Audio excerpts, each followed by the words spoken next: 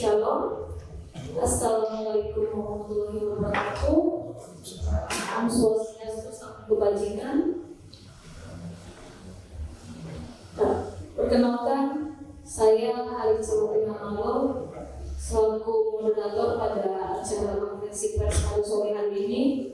Sore hari ini konferensi pers diadakan tujuannya untuk memperkenalkan serta sosialisasi mengenai kepemimpinan Bawaslu Provinsi Papua periode 2023 sampai dengan 2028. Yang ujung sekali itu yang selalu mendukung kita dari belakang, yaitu Kepala Sekretariat kita,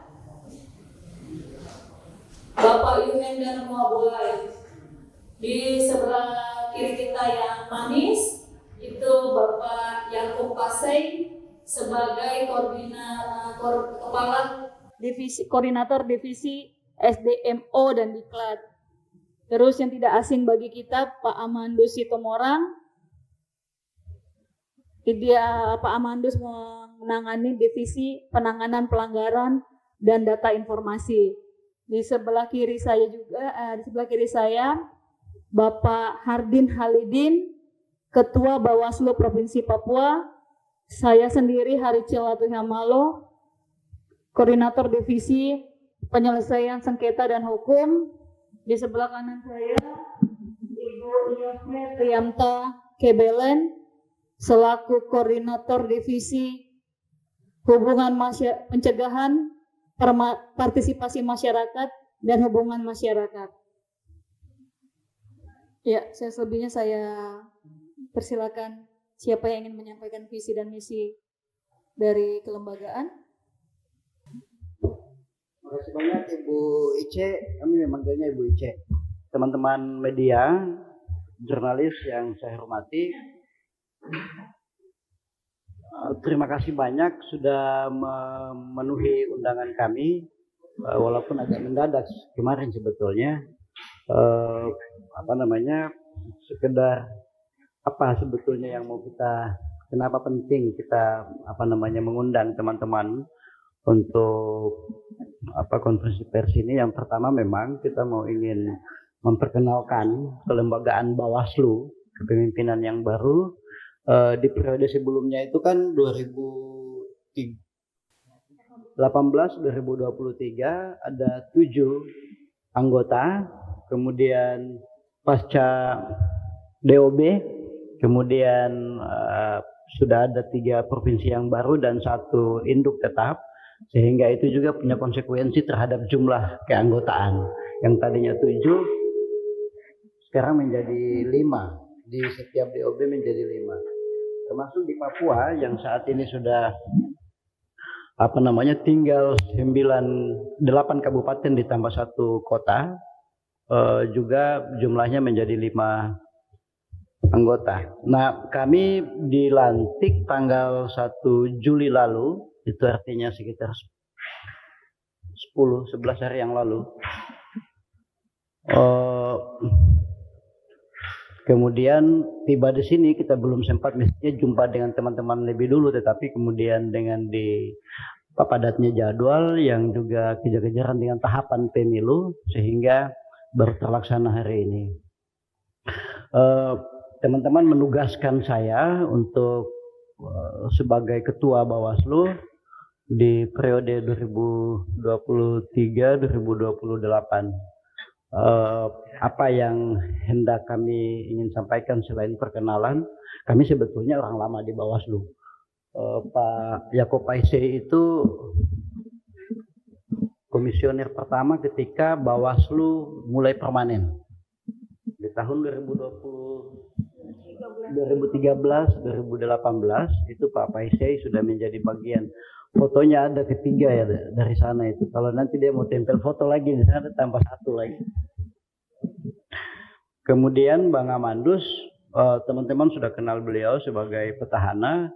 Nanti beliaulah yang akan membawa kami tidak perlu jejak itu kami tidak perlu mengais-ngaisnya. Ada beliau yang menjadi lentera buat kami. Nah, saya di provinsi maksudnya. Saya sebelumnya di Bawaslu Kota Jayapura pasti tahu, dan Ibu Yamta itu dulu staf di provinsi sini. Kemudian ditambah dengan Ibu Harice Latui Hamalo, beliau sebelumnya aktivis. Karena beliau aktivis, tentu tidak juga sulit bagi beliau untuk secepatnya beradaptasi dengan kerja-kerja penyelenggara pemilu, terutama dalam konteks pengawasan. Karena pasti keberadaan kami yang 4 ini akan memberikan dukungan yang maksimal terhadap kerja-kerja divisi beliau yang diampunya, yakni hukum dan penyelesaian sengketa. Selanjutnya saya mau menyampaikan setelah ini kami juga akan melakukan koordinasi dengan Forkopimda, terutama dengan PLH Gubernur Papua, tapi juga Kapolda dan Kejati. Polda dengan Kejaksaan ini kan bagian yang tidak terpisahkan di Bawaslu ketika bicara Gakumdu. Kemudian selain itu tentu dalam konteks indeks kerawanan pemilu itu juga ada kontribusi teman-teman di Kodam. Perjumpaan dengan Kodam juga menjadi penting, tidak kalah pentingnya dibanding yang lain. Selanjutnya tentu kami juga mau mengundang pegiat pemilu, baik LSM maupun teman-teman UKP dan juga akademisi perguruan tinggi dalam hal ini. Dengan KPU tentu sebagai mitra kami dalam penyelenggaraan pemilu itu menjadi penting sekali untuk memulai kerja yang lebih sinergis untuk memastikan pelaksanaan pemilu capaian tahun lalu di 2019 yang bagus-bagus tentu kita ingin pertahankan, tapi juga ada hal-hal yang juga mesti kita perbaiki. Misalnya kalau di pemilu 2019 PHPU-nya di MK itu penyelesaian sengketa hasil di MK, maksud saya hasil pemilihan umum itu banyak sekali kalau Papua kan. Nah dengan hanya ada 9 kabupaten kota, harapan kami hal-hal yang sifatnya cenderung dibawa ke MK menjadi lebih diminimalisir, atau paling tidak kita mau tidak usah ada. Karena itu juga ada dari sisi hukum itu hak setiap peserta pemilu tentunya, tetapi jika misalnya pelaksanaan penyelenggaraan pemilu dalam hal ini yang dilakukan oleh KPU dan Bawaslu bisa memuaskan semua peserta pemilu, harapannya tidak usah sampai ke sana. Nah, itu target kami salah satunya. Bersama dengan KPU tentu kami akan membangun komunikasi yang lebih sinergis. Dulu di Bawaslu Papua itu tidak ada perempuan. 7 semua pejantan semua. Pejantan tangguh. Nah, saat ini di periode kali ini ada 2, kami menyebut serkandi pengawas. Di Bawaslu itu istilah perempuan itu serkandi pengawas pemilu, Ibu Ice dan Ibu Yamta. Selanjutnya ada tentu juga perubahan nomenklatur dalam konteks pencegahan. Perspektif pengawasan pemilu itu tidak lagi saat ini pengawasan pemilu itu bertumbuh pada 2 titik, 2 kaki utama. Yang pertama itu pencegahan. Pencegahan itu macam-macam kerjaannya. Ada himbauan, ada sosialisasi, ada saran perbaikan kepada KPU, juga ada macam-macam di pencegahan. Nah, kaki yang kedua itu di penanganan pelanggaran dan penyelesaian sengketa. Kaki yang kedua ini sesungguhnya diharapkan tidak usah bekerja.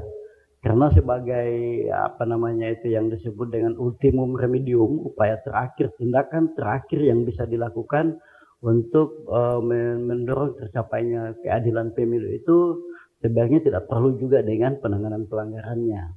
Tetapi kita mau mengoptimalkan pada konsep-konsep pengawasan di pencegahannya. Nah, pencegahan yang inovatif tentu kita akan bekerja sama dengan semua lapisan masyarakat, kampus, OKP, paguyuban selama ini juga jarang dilibatkan dalam LSM juga. LSM selama ini jauh-jauh LSM itu hanya jadi pemantau. mungkin dengan perubahan ini juga mesti kita menyiapkan teman-teman LSM itu tidak hanya dalam konteks pemantauan saja, tetapi sudah bekerja bersama-sama dengan Bawaslu, mulai dari tahapan-tahapan di apa namanya sebelum pemungutan suaranya. Biasanya LSM kan hanya sampai di pemungutan suara saja. Tapi sebelum itu mestinya ada kolaborasi yang positif dengan teman-teman LSM. Paguyuban itu penting sekali juga untuk kita dekati, karena kita tidak ingin tentunya politisasi identitas yang marak di tingkat nasional, terutama di bagian tengah dan barat sana, itu kemudian sampai di sini.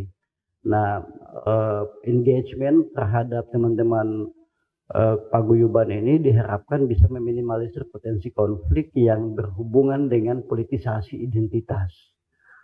Selanjutnya tentu juga dengan tokoh-tokoh agama. Ada keinginan dari kami juga untuk melakukan kerja bersama-sama dengan tokoh-tokoh agama. Tokoh-tokoh agama ini kan umumnya dipakai hanya untuk pemadam kebakaran saja. Nanti ada kasus baru diminta, Bapak tolong turun, itu ada masyarakat, ada palang jalan, ada bakar-bakar. Sudah tidak waktunya, kasihan Bapak-bapak itu. Tanggung jawab yang sama tentunya itu ada di tokoh-tokoh agama, karena jangan sampai mereka hanya menjadi pemadam kebakaran saja, dibutuhkan ketika ada kasus. Nah, untuk kemudian menghindari kasus-kasus ke depan, sejak awal juga tokoh-tokoh agama ini akan kami mintakan tanggung jawab yang sama juga untuk menghadapi pelaksanaan pemilu 2024 nanti. Karena cukup kompleks 2024 itu. Di Februari kita hadapi pileg pilpres. Di November itu kan jadwalnya pilkada. Pilkada gubernur dan kota kabupaten, bupati dan wali kota. Itu dibutuhkan kerja yang sinergis, tetapi juga irisannya cukup banyak, pemilu dan pilkada itu, sehingga dibutuhkan kerjanya, kecepatannya sprint, tetapi waktunya maraton. Panjang sekali itu, sampai 2025 baru selesai. Kalau kita hitung di tahapan itu kan mulai tahun lalu tahapannya Juli itu, sampai 2025 itu cukup panjang, tetapi maksimal kerja teman-teman itu harus dalam kondisi yang sprint cepat, tetapi panjang, melelahkan. Kami tidak bisa bekerja sendirian tentunya. Nah, karena itu dukungan dari publik mesti dimaksimalkan. Nah, termasuk di sini meminimalisir potensi terabaikannya suara-suara kelompok yang tidak bersuara, yang selama ini disebut sebagai kelompok-kelompok marginal dalam konteks pemilu. Salah satunya teman-teman di komunitas disabilitas, kemudian juga perempuan dan masyarakat adat. Itu kan biasanya dalam konteks pemilu ini kelompok yang marginal. Jangankan kita meminta untuk memilih, mereka saja informasi tentang kepemiluan itu tidak sampai dengan baik dan benar kayak teman-teman itu. Terutama juga teman-teman penyandang disabilitas, karena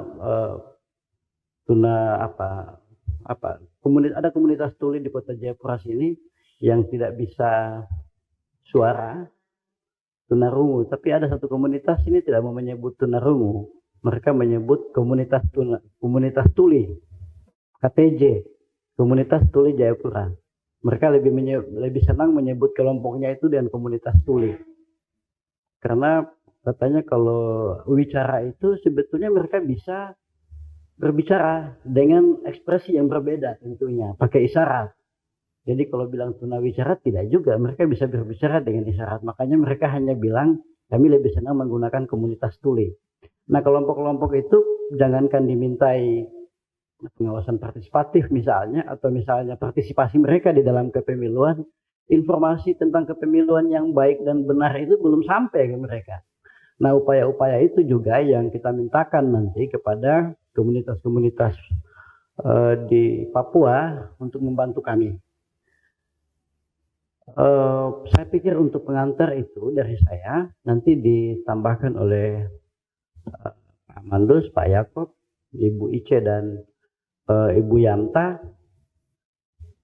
Setelah itu baru kita diskusi. Begitu Bang ya.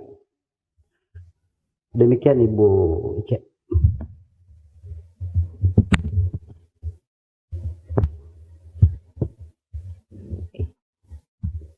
Ya, terima kasih atas waktunya pada Bapak Ketua Bawaslu Provinsi Papua. Kita buka sesi tanya jawab fleksibel aja. Mungkin teman-teman media, saya buka 3 pertanyaan dulu, atau ada tambahan dari teman-teman anggota Bawaslu yang lainnya, atau Bapak Kepala Sekretariatan. Baik, terima kasih Ibu Ice. Shalom, Assalamualaikum warahmatullahi wabarakatuh. Selamat sore untuk kita semua. Yang saya hormati Ketua dan anggota Bawaslu Provinsi Papua, kemudian Pak Kepala Sekretariat Bawaslu Provinsi Papua, rekan-rekan media baik cetak maupun elektronik yang sudah hadir dalam konferensi pers ini. Nah, kegiatan kita sekarang ini, sebagaimana sampai oleh Pak Ketua, ya, sebagai sarana kita untuk mensosialisasikan atau mendekatkan diri kita kepada publik. Harapan kami lewat media yang kami undang ini bisa menyebarluaskan informasi terkait dengan komposisi Bawaslu di periode yang baru ini. Sebagaimana kita tahu bersama bahwa di bulan Juni dan Juli atau sampai Agustus adalah masa transisi pergantian priorisasi penyelenggara pemilu baik di KPU maupun Bawaslu. Nah, oleh karenanya kami di Bawaslu setelah dilantik tanggal 1 Juli, kemudian rekan-rekan KPU KPU Provinsi Papua dilantik pada tanggal 5 Juli. Nah, seperti itu. Jadi kemudian untuk kabupaten kota Bawaslu kabupaten kota sedang berproses untuk priorisasi 2023-2028. Iya, Bapak sekalian, saya menyambung apa yang disampaikan oleh Pak Ketua terkait dengan visi misi Bawaslu, ya, secara kelembagaan, secara hierarki sebenarnya tidak jauh beda dengan lembaga Bawaslu RI, karena kami juga hierarki ya, dari pusat sampai ke daerah.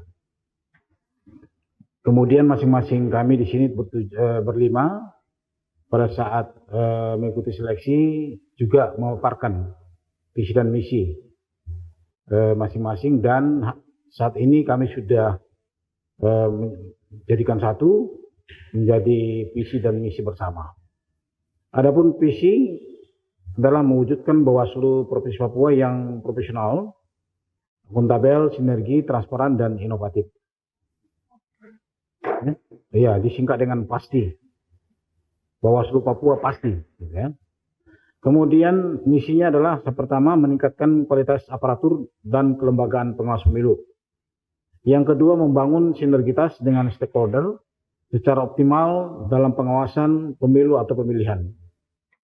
Kemudian yang ketiga mengoptimalkan pengawasan partisipatif yang inovatif. Saya pikir selama ini sudah dilaksanakan oleh teman-teman di periode 2018-2003 melalui sekolah kader pengawasan, kader pengawas pemilu, kemudian juga Bawaslu Go to School, Go to Campus, dan seterusnya.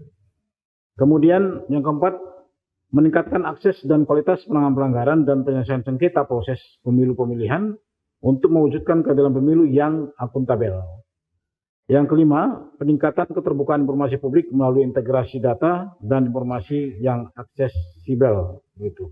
Jadi itu visi dan misi untuk kami Bawaslu periode 2023-2028. Nah, terkait dengan saya sebagai petahana yang kembali dipercaya untuk menjadi anggota Bawaslu periode 2003-2028 sebagai koordinator penanganan pelanggaran tentunya saya dengan rekan-rekan media sudah kita sering berdiskusi atau berbagi informasi, terutama yang terkait dengan penanganan pelanggaran pada pemilu 2019 maupun pilkada 2020. Ya, kita sudah sering bertemu, dan sekarang kita tentunya kita akan ke depan akan sering bertemu. Nah, sebagaimana perubahan nomenklatur dari pengawasan menjadi pencegahan. Nah, di mana pencegahan itu dilakukan dalam rangka untuk meminimalisir terjadinya pelanggaran. Nah, kami sudah lakukan ketika kemarin kami mengikuti rapat pleno penyerahan dokumen perbaikan bakal calon legislatif DPD maupun DPRP di KPU Provinsi Papua. Kami sudah melakukan pengawasan dan juga terkait dengan permasalahan yang ada sudah kami berikan saran perbaikan. Nah, ke depan dalam tahapan yang tersisa dalam pemilu kita, Bawaslu terus akan melakukan upaya-upaya pencegahan, ya, dengan misalkan terkait dengan netralitas ASN misalkan, atau TNI Polri, kita terus lakukan upaya-upaya pencegahan dengan mengingatkan atau melaksanakan sosialisasi. Nah, Bapak Ibu sekalian, sebagaimana fungsi kelembagaan Bawaslu, ada 4 jenis pelanggaran yang ditangani oleh Bawaslu. Yang pertama itu pelanggaran administratif pemilu, kemudian penanganan pelanggaran pidana, penanganan pelanggaran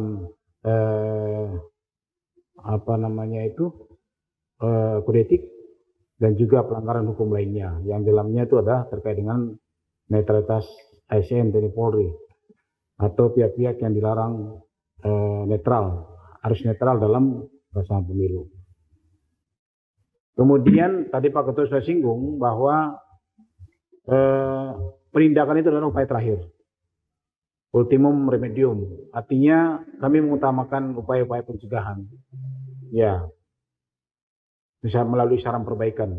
Saran perbaikan itu kami sampaikan dengan batas waktu 3 hari.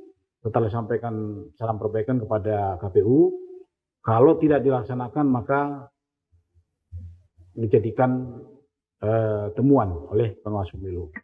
Jadi mekanismenya yang dibangun seperti itu. Jadi oleh karenanya kami akan terus melakukan konsolidasi, koordinasi kepada jajaran. Kalau dulu kami menangani 29 kabupaten kota, sekarang dengan pemekaran kami tinggal menangani 8 kabupaten dan 1 kota. Bukan kita mengatakan bahwa tidak akan rawan, tetap rawan. Ya, seperti pemilu 2019 di Kota Jayapura ada yang pemilihan noken mau dibawa-bawa kan begitu kan? Di distrik Herma. Nah, itu menjadi atensi kita juga bersama. Kemudian di daerah Mamberamo Raya tingkat kesulitannya, ya, distrik terjauh. Demikian juga dengan di Waropen. Nah, juga potensi juga. Kemudian di Supiori dan Biak, ya, Pulau Numpor, kemudian Pulau Mapia juga itu menjadi potensi yang tentunya kita terus melakukan pengawasan dengan baik di wilayah-wilayah terjauh itu. Nah, itu mungkin nanti kita berkembang dalam diskusi. Ada hal yang mungkin teman-teman media mau perdalam terkait dengan penanganan pelanggaran, nanti kita sampaikan dalam diskusi. Saya kira begitu BC, waktu saya kembalikan.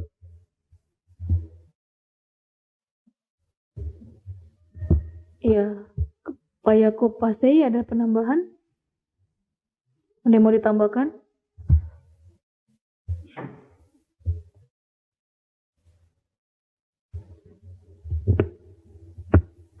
Assalamualaikum warahmatullahi wabarakatuh. Shalom, salam sejahtera untuk kita semua. Terima kasih untuk moderator yang telah memberikan kesempatan kepada saya. Baik, mungkin ada beberapa hal yang perlu saya sampaikan. Dalam rangka mewujudkan visi dan misi Bawaslu Provinsi Papua, sebagaimana yang telah disampaikan tadi, maka sumber manusia merupakan hal yang penting yang menjadi bagian yang tidak dapat terpisahkan dari dalam mewujudkan visi dan misi waktu itu.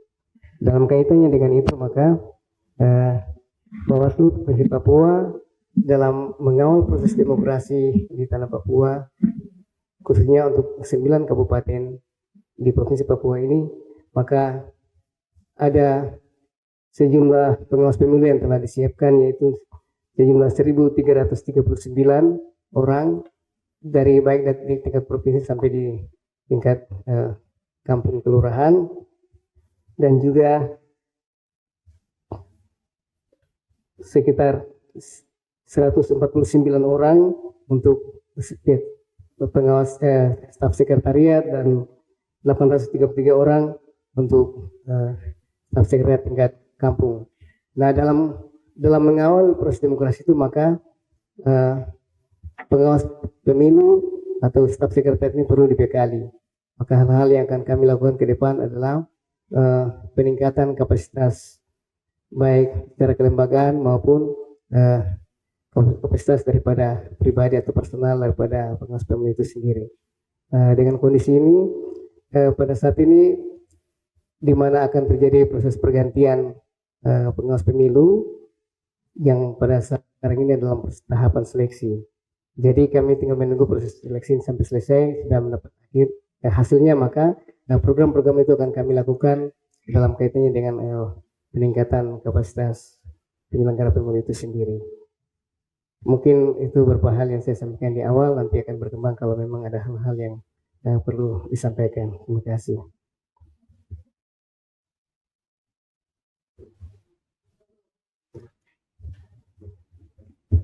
Bu Yamta.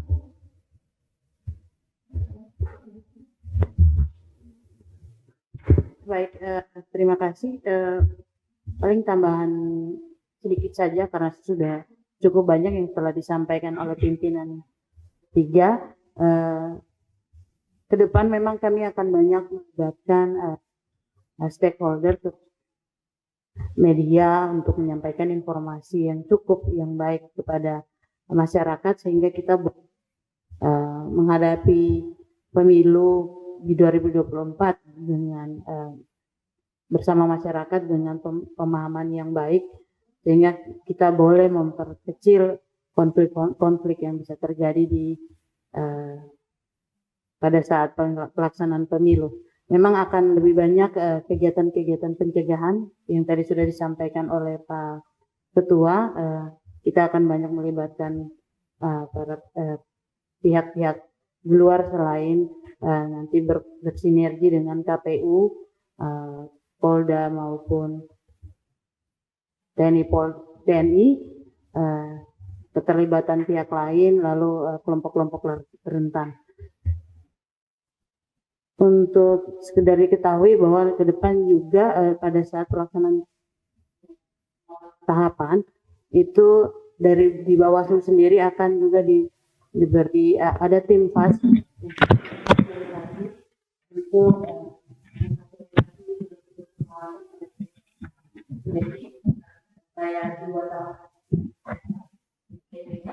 jadi divisinya adalah di divisi pencegahan Parmas dan Humas. Pencalonan itu PIC-nya adalah divisi hukum dan penyelesaian sengketa. Nanti di kampanye dan dana kampanye itu ada menjadi tanggung jawab di penanganan pelanggaran, tetapi tugas-tugas pelaksanaan akan dilaksanakan oleh seluruh jajaran pengawas pemilu. Itu yang dapat saya sampaikan. Mungkin dalam sesi dan tanya jawab kita bisa melengkapi informasi. Terima kasih. Ya, terima kasih atas penjelasannya, Bu Yamta. Ya, ada tambahan dari Pak Ketua? Bahkan saya lupa menyebut media sebagai mitra paling strategis Bawaslu. Minta maaf sekali. Ini diundang tapi tidak dianggap. Minta ampun. Satu hal yang terkait dengan itu, saya menginginkan setelah ini kita bisa membuat grup WhatsApp bersama, sehingga informasi sirkulasi informasinya bisa menjadi lebih cair. Di kota dulu saya punya, tetapi setelah di provinsi ini rupanya teman-teman media itu berbagi tempat, rupanya yang di sini bukan yang di sana. Karena itu sepertinya butuh grup WhatsApp bersama lagi dengan ini. Kemudian tadi disinggung soal visi misi. Visi misi ini tentu tidak dimaksudkan untuk mengubah visi misi kelembagaan di Bawaslu Republik Indonesia. Kalau di Bawaslu itu visi misinya ada dalam Perbawaslu 6 tahun 2020. Yang tadi disampaikan itu adalah visi misi kami, karena visi misi masih waktu kami yang mengikuti tes itu disuruh bikin visi misi. Nah, kami kemudian kolaboratifkan itu visi misi di personal, kemudian menjadi satu kebijakan yang diharapkan bisa memperkuat, mempercepat, mengakselerasi capaian visi misi di Bawaslu secara umum, seperti itu. Yang ketiga, walaupun sisa 9 kabupaten kota, dulu 29 kabupaten kota, tantangan pengawas pemilu tetap sama. Tidak ada bedanya mestinya. Kita harus memposisikan bahwa tantangan pengawasan pemilu itu tetap sama saja di tahun yang lalu. Karena itu hanya dengan cara kita memastikan bahwa tantangannya sama, speed, kerja keras, dan semua energi kita harus tumpahkan untuk semua tahapan pemilu. Itu tambahan dari saya. Terima kasih.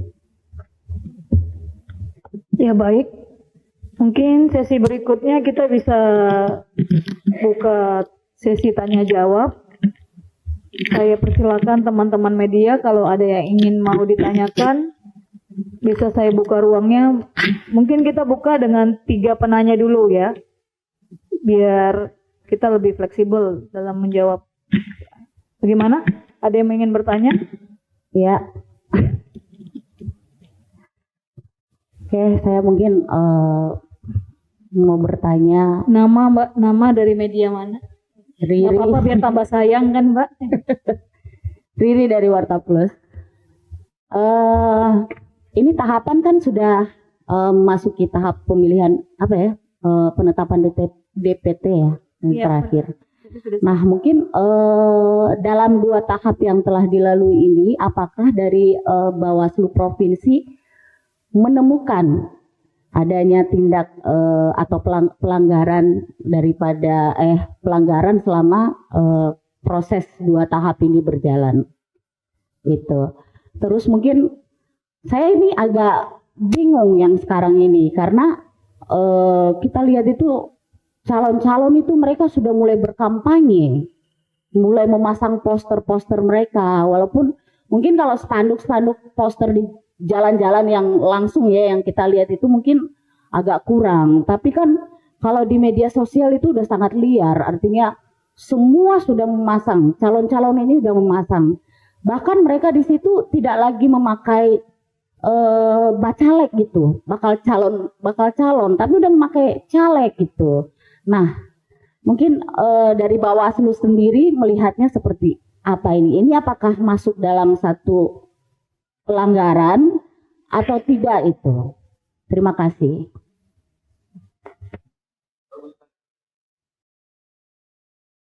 Ya, pertanyaan kedua langsung diboyong ya Mbak.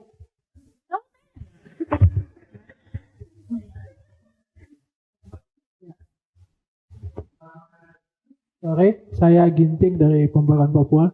Yang saya tanyakan adalah mungkin ada 2 hal. Yang pertama adalah ini kan dilantik per 1 Juli dan kita sudah mulai 1 Juni.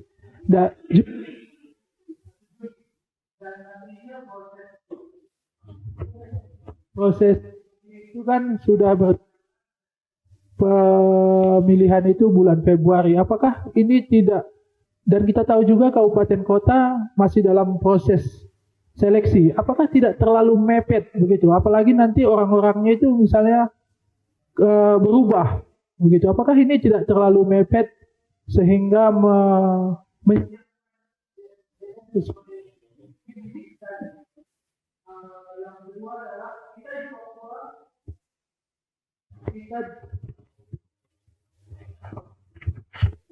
Yang kedua adalah kita kan di Papua itu dulu sering identik dengan sistem noken. Nah, saya mau meminta tanggapannya itu setelah kita 9 kabupaten kota, apakah masih ada sistem itu? Kita tahu ada mungkin di Mambramo Raya atau daerah yang masih pedalaman lah ya, yang sulit geografisnya. Apakah sistem yang dikenal itu masih ada di Provinsi Papua Induk ini? Saya kira itu saja, terima kasih. Bagus. Ya, untuk sesi pertama, pertanyaan terakhir. Halo. Iya, Punya siapa, Mbak? oh iya, saya Lala dari seputar Papua. Untuk Pak Ketua Komisioner dan jajaran, salah satu tantangan dalam pemilu 24 nanti kan tentang perekrutan SDM ad hoc ya, yang di TPS ini. Nah, ini kan nanti kan berdekatan sekali untuk rekapitulasi dengan ini. Nah, untuk mereka kan minat anak muda sendiri untuk menjadi pengawas di TPS kan cukup rendah ya Pak Hardin ya. Nah, antisipasinya seperti apa untuk proses rekrutmen ad hoc itu seperti itu? Terima kasih.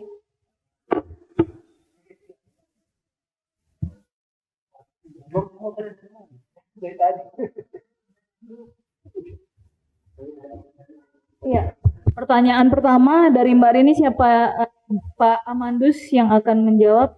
Waktu dan tempat saya persilakan. Baik, terima kasih. Yang pertama dari Mbak Lili ya. Iya, ini memang mengemuka sekali terkait dengan pertanyaan Mbak ini. Kita tahu bersama, kita ikuti, teman-teman ikuti, ada terjadi di Sampang Madura atau di mana yang saat ini terjadi banyak, atau di Kota Jayapura lah, tentu saja jauh. Kita lihat memang banyak yang sudah ancang-ancang bakal calon, masih bakal calon sebenarnya. Karena penetapannya nanti bulan November, tanggal 3 November. Tetapi memang fenomenanya kita lihat sudah ada di mana-mana bertaburan. Nah, Bapak Ibu sekalian, rekan-rekan media, sebagaimana rapat koordinasi kami dengan pimpinan RI juga terkait dengan fenomena ini, memang ada kekurangan dari regulasi kita, di mana kan pengaturan regulasi itu kita baru dapat menindak itu setelah ditetapkan menjadi calon. Nah, untuk saat ini masih dikategorikan adalah sosialisasi, citra diri, perkenalan, ya. Masih dikategorikan itu. Tapi memang kita harapkan bakal calon ini betul-betul melihat ya etika, estetika. Kalau sebenarnya kalau lihat tata kota itu kan menjadi kewenangannya Pemda. Kalau memang melihat bahwa pemasangan itu mengganggu, ya kita harapkan Pemda kota atau kabupaten itu bisa lebih tegas untuk melihat bahwa pemasangan ini belum atau melanggar perda misalkan. Nah, jadi seperti itu. Untuk yang secara umum memang kita belum bisa menindak karena belum ada calon yang ditetapkan. Begitu ya, Mbak. Yang berikutnya terkait dengan dari Pak Ginting, Oraslo ya. Terkait dengan masa transisi juga nanti tambahkan oleh Pak Yakub. Ya, kami mau bilang apa sebenarnya? Kami juga sedang berlangsung istilahnya kemarin juga sedang melakukan atau juga masuk pada tahapan itu. Tapi yang jelas adalah pengawas penyelenggara pemilu ini kan ada AMJ-nya, akhir masa jabatannya. Nah, sedangkan tahapan pemilu ya KPU sudah keluarkan tahapannya. Nah, tinggal memang AMJ itu mengikuti. Nah, harapan memang sebenarnya terkait dengan masa transisi ini ya diharapkan memang yang ditunjuk atau yang ditetapkan juga adalah yang sudah mumpuni, atau artinya bisa langsung melanjutkan, karena nggak ada lagi gigi 1 langsung gigi 3, karena langsung jalan atau berlari begitu ya. Jadi bukan lagi kita santai lagi konsolidasi lama apa tidak, jadi ini langsung jalan, langsung oper gigi ketiga gitu ya. Sehingga memang ya ini tentunya pasti menjadi perhatian unsur pimpinan di Jakarta, baik KPU maupun Bawaslu, untuk nanti bagaimana terkait dengan akhir masa jabatan ini, karena bersinggungan dengan beririsan dengan tahapan yang sedang dijalankan. Begitu ya. Berikutnya yang kedua tadi, sistem nokennya. Nah, sistem noken ini kan ya kita tahu juga tadi pagi kan di Ciapus ya, Pak Kapolda berkomentar terkait atau mempertanyakan bagaimana untuk selanjutnya KPU ini menyikapi terkait dengan sistem noken.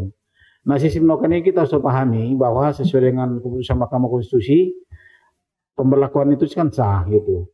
Hanya memang nanti akan ada keputusan KPU daerah mana di luar Papua ya. Kita bicara di konteksnya di luar Papua. Nah, luar Papua ini untuk ditetapkan menjadi, kalau di Papua saya kira nggak ada. Jadi dari 8 kabupaten dan 1 kota ini tidak ada sistem open. Hanya bisa saja berpotensi. Ini yang perlu kita jaga bersama. Misalkan yang kasus di distrik Heram yang lalu, pemilu tahun 2019 itu ada gelagat yang muncul kan potensinya. Maka kita lakukan upaya untuk itu tidak terjadi. Karena secara aturan regulasinya untuk sekarang ini Papua itu tidak ada sistem open pemberlakuannya. Hanya jangan sampai karena mungkin di daerah Heram itu kan mayoritas dari masyarakat gunung sehingga mungkin budaya-budaya yang di Papua Pegunungan itu terbawa. Itu yang perlu kita jaga bersama. Bersinergi dengan jajaran kita di Bawaslu Kota Jayapura. Kemudian terkait dengan ad hoc, nanti Pak Yakub sebagai Koordinator SDM atau Pak Ketua bisa menjelaskan. Tetapi memang kesiapan pembentukan ad hoc ini kan sesuai dengan jenjang yang ada. Jadi ad hoc itu kan mulai dari Pandis, kemudian PKD, pengawas kampung desa, dan juga pengawas TPS. Kalau pengawas TPS ini kan dia ketentuannya kan 23 hari sebelum pemungutan suara. Karena tugas mereka itu di TPS. Nah, harapan kita memang betul yang disampaikan oleh Mbak Lala tadi, kami juga memang sangat sulit waktu lalu memang dibutuhkan waktu yang cukup untuk mempersiapkan jajaran di ad hoc ini, di khususnya pengawas TPS. Karena juga sama dengan KPU kan, mencari KPPS juga. Jadi memang ini perlu nanti kami cermati dengan baik supaya kesiapan paling tidak orang-orang dari yang kita butuhkan itu untuk mengawal di tingkat TPS itu kita dapatkan dan memenuhi kuota yang ada. Seperti itu, Mbak. Silakan ditambahkan. Saya juga mau menambahkan sedikit soal mengenai pergantian struktur Bawaslu maupun KPU mulai dari provinsi sampai kabupaten kota. Apresiasi tertinggi dari saya pribadi untuk sekretariatan karena mereka lah ujung tombaknya. Karena staf-staf itu yang membantu saya secara pribadi ketika masuk, mereka dengan segala jiwa raga mereka menjelaskan dan membackup kita sebagai pimpinan. Jadi saya secara pribadi memberikan apresiasi tertinggi karena selama kurang lebih kami hampir 7 hari nanti kami aktif bekerja, mereka hampir 24 jam standby dalam situasi baik itu tahapan, kami yang baru ini dalam penyesuaian, staf Bawaslu yang ada di sini yang selalu standby buat kami. Ya, itu aja dari saya penambahan. Yang buat Pak Yakopase,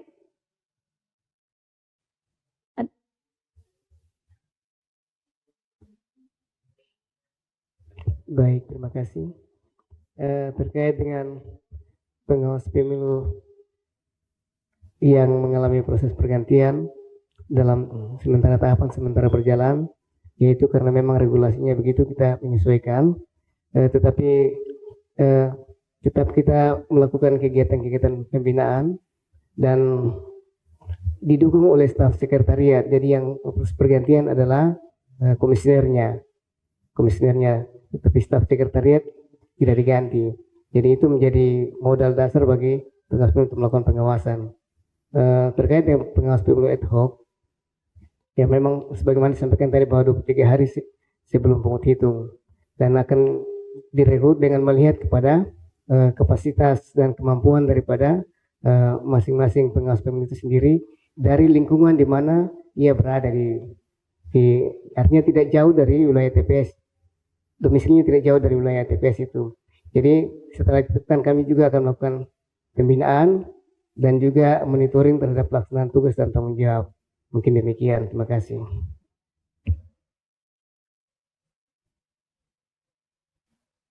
Ya, ada penambahan atau saya bisa buka sesi kedua atau? Tadi terkait dengan baliho-baliho itu betul itu banyak dipertanyakan memang, tetapi sebelum 4 November 2023 ini ketika itu ditetapkan menjadi caleg, ya mereka bukan caleg, bukan calon. Kami tidak punya kapasitas untuk melakukan, untuk melarang, untuk mereka tidak boleh, tidak bisa, karena kami itu tadi Pak Amandus bilang ada kelemahan kami dari sisi aturan memang, karena kami itu hanya mengawasi caleg, bukan mengawasi orang yang belum tentu jadi caleg. Nah, seseorang dijatakan caleg kan ketika tanggal 4 November besok penetapan daftar calon tetap. Nah, kalau itu memang paling diskusi-diskusi dengan partai politik, tetapi itu aturannya merujuk pada perda masing-masing tata kota. Itu artinya dengan Satpol PP, dengan pemerintah kota setempat. Ya, itu kelemahan kami memang, kelemahan kami jadinya ya, karena undang-undang.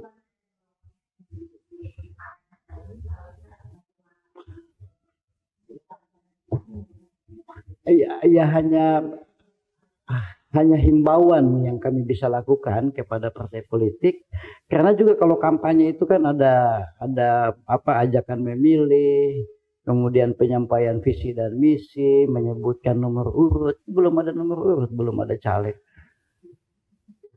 Nah, itu memang himbauan kepada partai politik, kalau mau seperti itu komunikasinya dengan Pemda selaku yang pemilik. Karena itu tidak bisa disebut, kalau kita mau bilang nanti di zonanya, di zona kampanyenya, di zona pemasangan APK, belum ada caleg, mau pasang APK di mana zonasinya.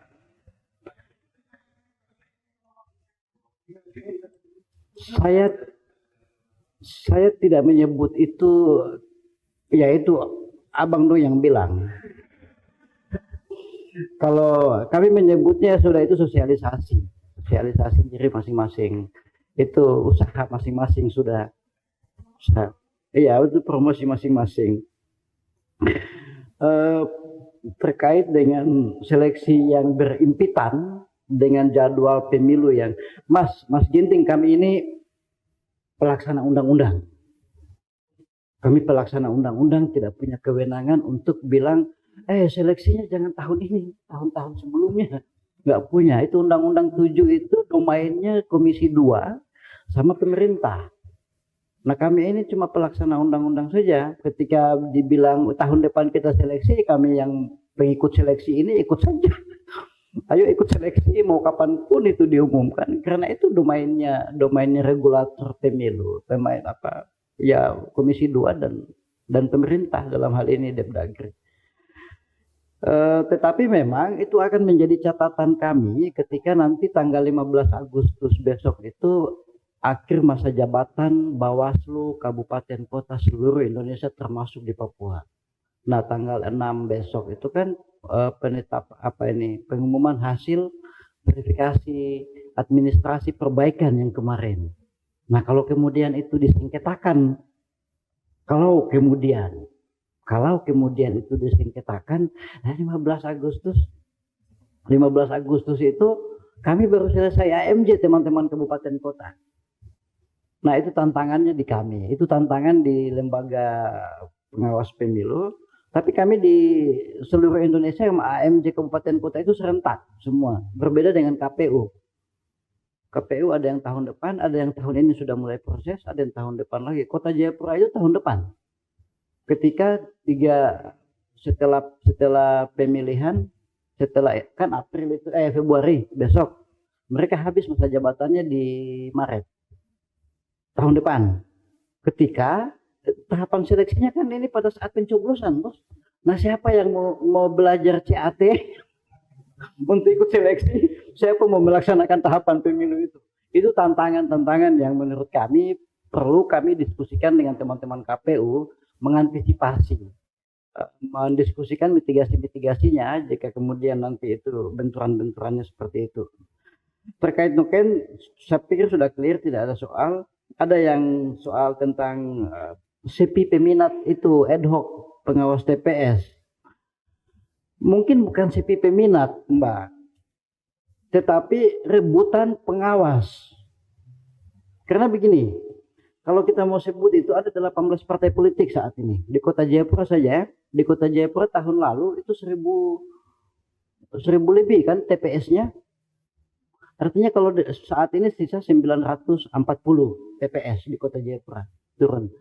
Nah, itu bayangkan 18 partai politik harus merekrut orang untuk menjadi saksi. 18 partai politik dikali 933 TPS, 940 TPS. Itu dihitung. Kemudian itu belum DPD, saksi DPD.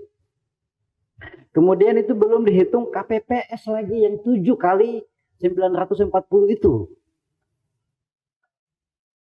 Kami 940 satu TPS satu orang. Kalau KPPS itu satu TPS 7 dikali 9 kali mako itu banyaknya.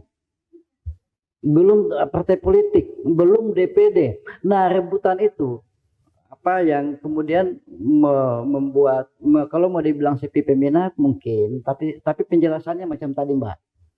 Nah, besok ini beruntung misalnya KPPS itu sudah diturunkan limit ukuran usia dari sebelumnya itu 20 tahun itu diturunkan menjadi 17.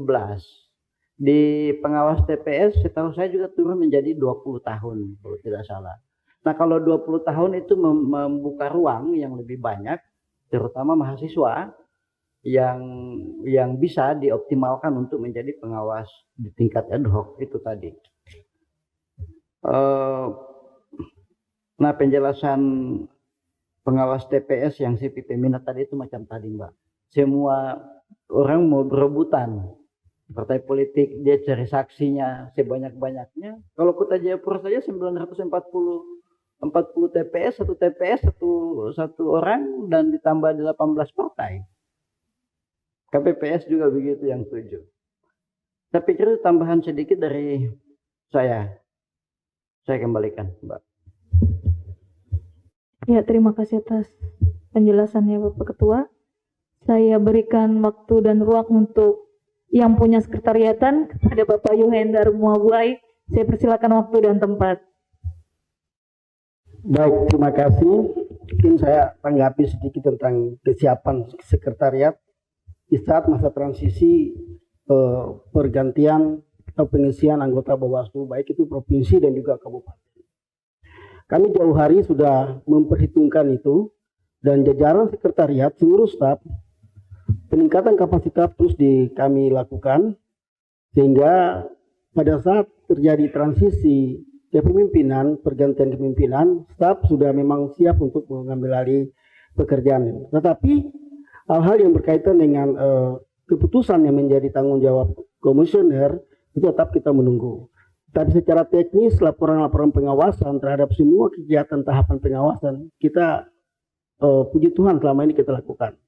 Transisi yang terjadi kemarin di provinsi ketika kita menunggu pelantikan anggota Bawaslu provinsi terpilih itu kita ambil alih. Dan saya mendapatkan surat tugas dari Pak Sekjen untuk mengkoordinir semua dan terjadi permasalahan dan melaporkan ke Bawaslu RI. Sehingga kekhawatiran terhadap pergantian komisioner baik yang nanti mau ada incumbentnya ataupun tidak ada, saya kira itu nggak ada masalah. Karena staf-staf sudah kita bina, sudah kita lakukan peningkatan kapasitas dan semua berjalan. Sehingga untuk mengantisipasi 29 kabupaten kota yang nanti besok ini masa transisi juga mereka akan terjadi di tanggal 15 ini. Nah, itu juga kita sudah siap di sekretariat, seluruh sekretariat, staf-staf yang terutama yang bagian pengawasan, puji Tuhan selama ini mereka mampu untuk melakukan pengawasan di lapangan. Jadi saya kira kekhawatiran itu ya bisa kita lewati lah. dengan baik. Dan ternyata ya memang kemarin pimpinan begitu turun, staf sudah stay 1 kali 24 jam juga dampingi sampai dengan selesai pengawasan terhadap penetapan penyerahan administrasi caleg kemarin. Ya mudah-mudahan ini bisa berjalan terus. Kaitan dengan tenaga panwas di pengawas di TPS, memang tadi kesulitan sudah disampaikan. Tapi hari ini pun juga memang kalau kita daerah Papua sini, provinsi Papua tidak ada masalah. Tetapi daerah gunung itu memang masalahnya banyak. Untuk mendapatkan tenaga pengawas di kampung aja kita kesulitan. Karena KPU juga membutuhkan. Tapi saya mau rangkul untuk kita 9 kabupaten, 1 kota dan 9 kabupaten di Provinsi Papua. Ya saya pastikan bahwa kita pasti mendapatkan tenaga itu. Karena selama ini tidak ada permasalahan yang terlalu mendalam di daerah pesisir ini. Kita lebih kepada pegunungan.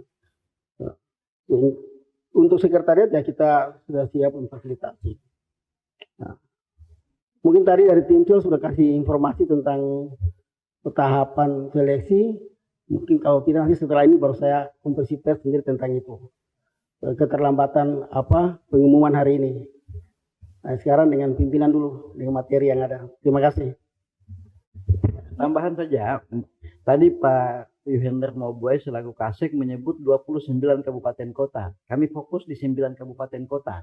Maksud saya jangan sampai ini membingungkan, karena beliau masih bertanggung jawab juga secara administrasi, bukan administrasi, tetapi transisi DOB ini adalah juga bagian dari tanggung jawab beliau. Apalagi anggarannya masih menginduk ke kita.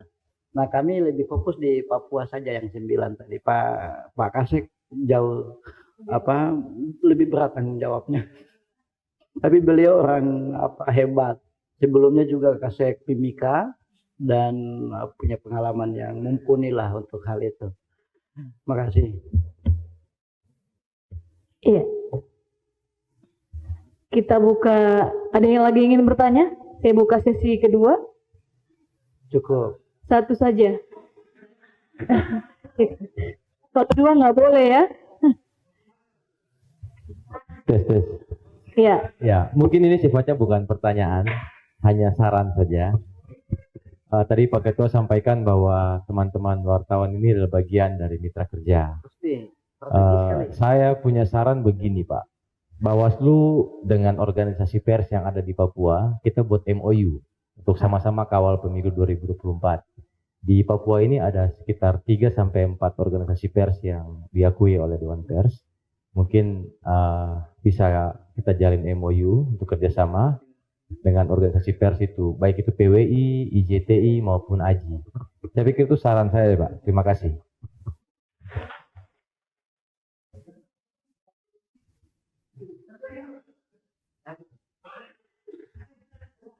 Itu saran perbaikan. Saran dan masukan yang baik sekali karena kita harus sirkulasi informasinya harus terbuka, jadi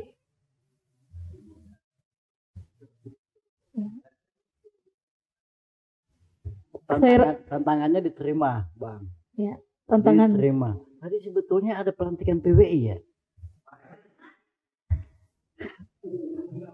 Siapa yang di PWI minta ampun sekali, teman-teman yang di PWI. Tidak, kemarin itu kami pengawasan di KPU sampai jam 9 pagi. Dan kami dari hari Minggu jam 10 pagi. Minta maaf sekali untuk pimpinan-pimpinan di PWI Papua. Kami nanti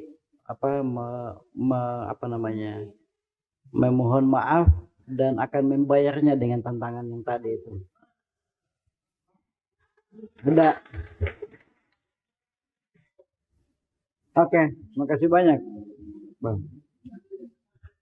Kira-kira ada yang ingin bertanya lagi atau penambahan atau dari rekan-rekan Bawaslu Provinsi Papua? Atau saya rasa cukup? Baiklah kalau semuanya sudah rasa cukup, kami sebagai Lembaga Bawaslu Provinsi Papua mengucapkan terima kasih atas kesediaan teman-teman media yang pada sore hari ini hadir dan datang untuk saling berkenalan, saling berbagi informasi, yang tentunya ke depan kita makin menjalin erat komunikasi kita dengan baik. Kurang lebihnya kami mohon maaf karena ini semua serba ya tahapan berjalan, jadi kita juga sama media juga ikut berjalan. Terima kasih atas waktunya. Kurang lebihnya kami mohon maaf.